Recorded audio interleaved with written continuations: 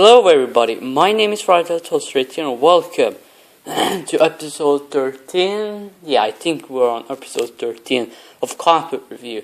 And I just want to point out to you guys that I'm sorry that this review is extremely late, but I haven't had the chance to review some of my comics because the schedule, or the old schedule, says that I was going to review Comic Review every Wednesday instead of every day. So now that I have a new schedule, the videos are, well, the videos are going to come differently.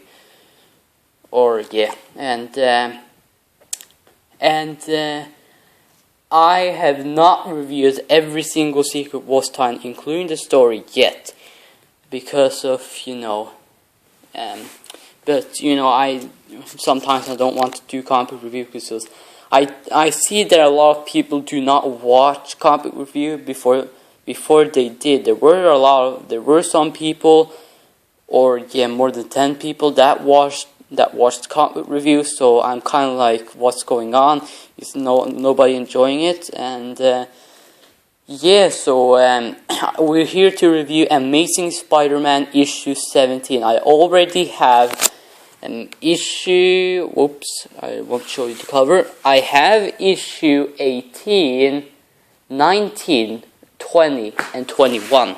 So I have all those issues, and I also have the Secret Wars books that I need to review. So so I don't remember when the next comic review episode will come, but hopefully maybe tomorrow or so. But anyways, guys, we're here to review Amazing Spider-Man issue 17. This is part 5 of 7 of Spider-Verse. This issue does not include the main Spider-Verse story because I don't know why, but it is in the next issue. So this is like a book.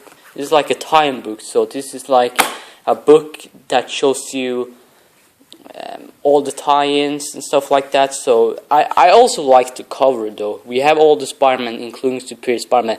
That's a really cool cover. If this logo was not here, then it would be extremely amazing because the logo is kind of in the way. But anyway, without so much talking, let's just get to the review. So if you remember last time, Silk went to another universe and she can't go back because she's trapped here. And we also find out that this is the only universe that the Inheritors cannot go. And by the way, we are in the Spider-Woman story, if you're wondering. And Silk is trying to figure out how she can live because this is a radioactive world. And then she puts on, and she's making herself a costume. I think you guys have seen that too.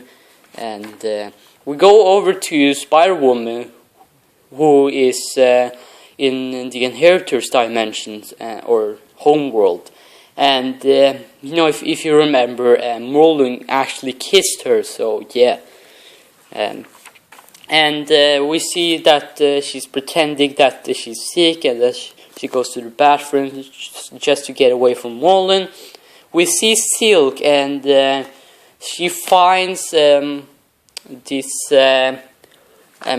cell that she was in her universe, and then she gets in, and then she's safe. And if you remember, Uncle Ben was actually in here, but I can't tell you what his story is about because you're actually going to find that in the next issue, or when I'm reviewing the next issue.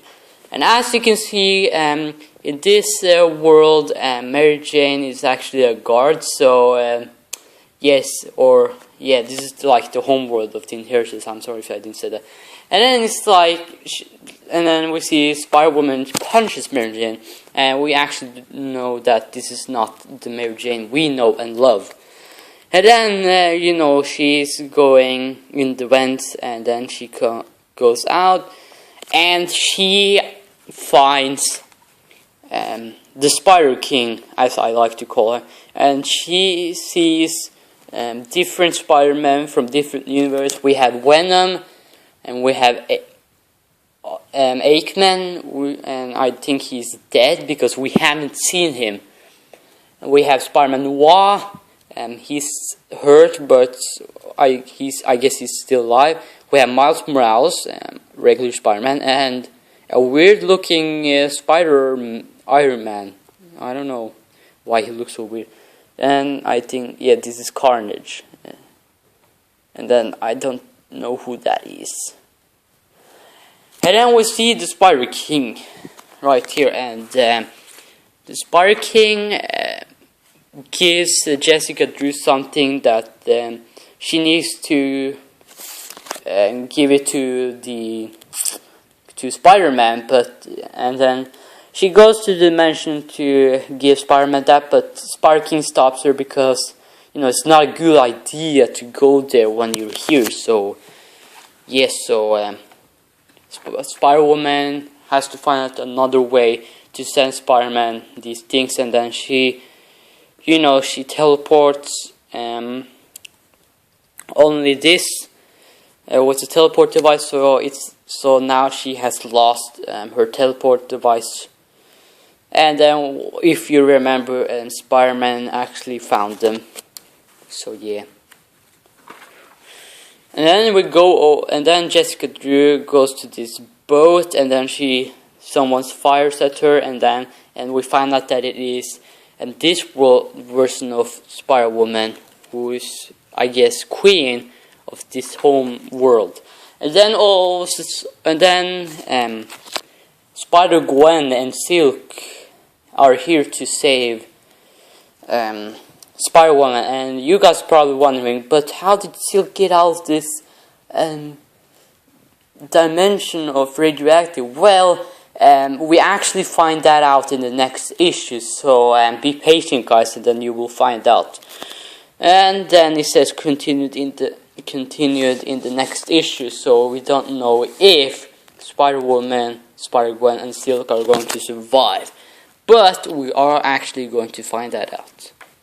And then we go over to the Spider-Man 2099 story. And whoa, what's happening? It was just like, I guess that's normal.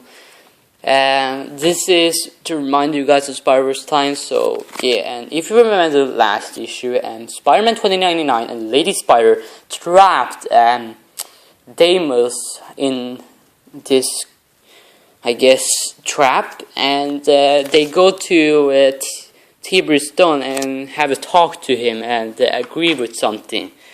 And then Tiberius Stone is like, yeah, I agree. And what they agreed is if they could use his lab to study the dead corpse of Deimos that they found. And Tiberius Stone says it's okay, and they study the corpse, and then while they study, Deimos talks to them, and then what he does is that he next page, I think, he actually kills himself. But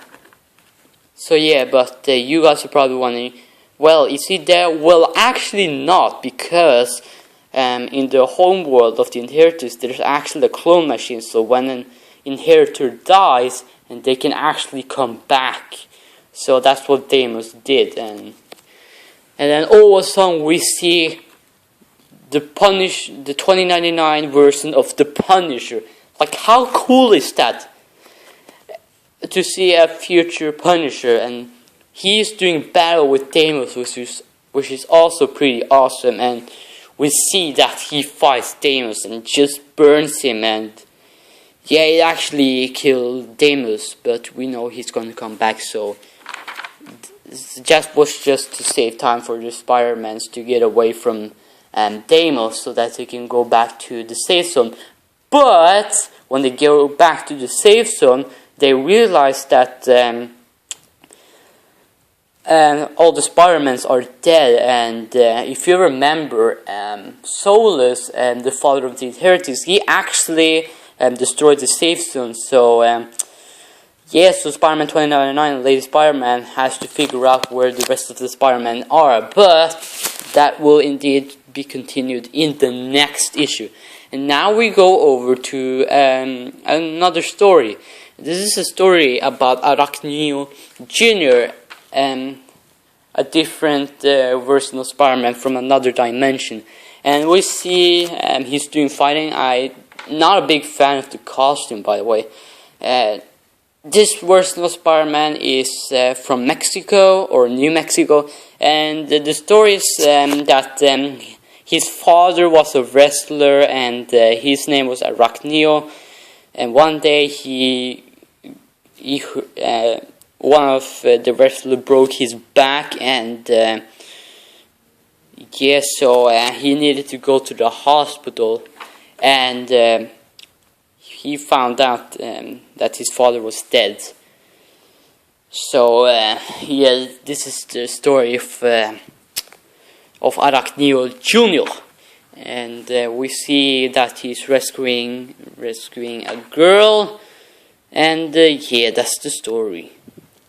So now we go over to the Scarlet Spider story, and it's been 2 issues ago since we saw last time. And if you remember, in the last issue, they were actually going to do a battle with what was his name? I forgot. Let me see. What is his name of this villain that they're fighting? Genix. They're fighting Genix. And then the story starts off with a flashback story of this version of Ben Reilly. And he's from a universe where things got a little different. He took Peter Parker's place after he retired. So this is a universe where Peter Parker never became Spider-Man again. So Ben Reilly had to take his place. We see some flashbacks. In his universe, instead of Dr. Octopus taking over Ben Reilly's body, Ben Reilly actually killed Dr. Octopus at times, so that doesn't mean that Dr. Octopus is in his mind. And now we go over to the main story where they're going to fight Genix, and Scarlet Spider's like losing it. He just beats the crap out of Genix, but Genix punches him back. And then Scarlet Spider punches him back, and he kills him. But you have to remember, if the inheritor dies, they can actually come back. So that's what Genix did. So they had to figure out how to destroy the cloning machine so that the inheritors cannot come back to life. Ultimate Black Widow is the one that is trying to do that, while Ben Reilly and Scarlet Spider are fighting Genix. But she gets interrupted by Johnny Storm of this universe, and they start to do fighting. And and then what happens is that I don't know what to say about that. But we get another flashback, and so I think what happened in this universe, it's been a long time since I read this issue, so I need to remember what happened. And what happened is, when in this universe, or in Ben Reilly's universe, when Gwen Stacy died, Peter Parker actually gave Ben Reilly the opportunity to be Spider-Man. So Ben Reilly's been here all the time. He's also J. Jonah Jameson now says that Spider-Man's a hero for last. And what Ben Reilly does is he actually sacrificed himself so that they can destroy the cloning machine. And he does it. He sacrificed himself and also destroyed the cloning machine. And Scarlet Spider is pissed off because Ben Reilly's dead because of Genix. And what Scarlet Spider does is he takes Ultimate Black Widow's teleporter device and goes to the homeland of the Inheritors to kill them. And Black Widow tries to stop him, but that doesn't work. And we see Ben Reilly's mask over there, so that means he is dead. And that's the issue, and this is what the next issue looks like, or the cover for the next issue. And that was the review for Amazing Spider-Man issue 17. So hope you guys enjoyed this review. And sorry if this is late, but you understand why. Leave a like, subscribe, and I will see you in the next comic book review. See you, bye.